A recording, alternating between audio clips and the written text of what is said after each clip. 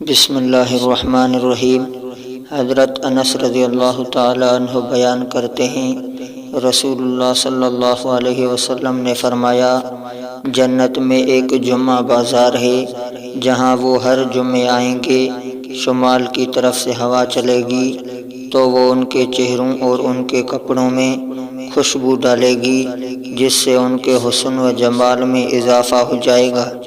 اور جب وہ اپنے اہل خانہ کے پاس جائیں گے تو ان کا حسن و جمال بڑھ چکا ہوگا، چنانچہ ان کے اہل خانہ انہیں کہیں گے، اللہ کی قسم تم ہمارے بعد حسن و جمال میں بڑھ چکے ہو۔ وہ کہیں گے، اللہ کی قسم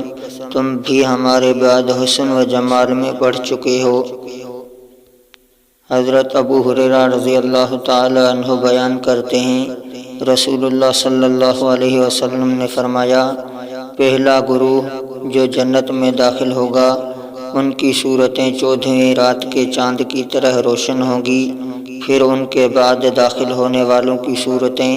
آسمان کے سب سے زیادہ روشن ستارے کی طرح ہوں گی۔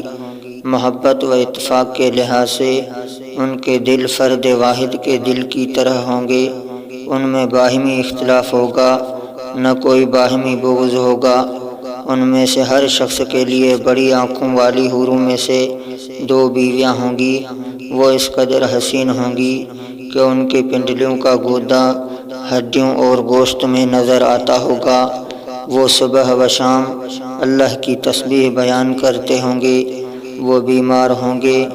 نہ پیشاب کریں گے، انہیں پاخانے کی حاجت ہوگی، نہ انہیں تھوک آئے گی اور نہ ہی ناک سے آلائش نکلے گی۔ ان کے برتن سونے اور چاندی کے ہوں گے، ان کی کنگھیاں سونے کی ہوں گی، ان کی انگیٹھیوں کا ایندھن خوشبودار عود ہوگا، ان کا پسینہ کستوری کی طرح ہوگا۔ وہ تخلیق کے لحاظ سے برابر ہوں گے جیسے فرد واحد ہوں، اور وہ اپنے والد آدم علیہ السلام کے قد و قامت پر 60 ہاتھ اونچے ہوں گے۔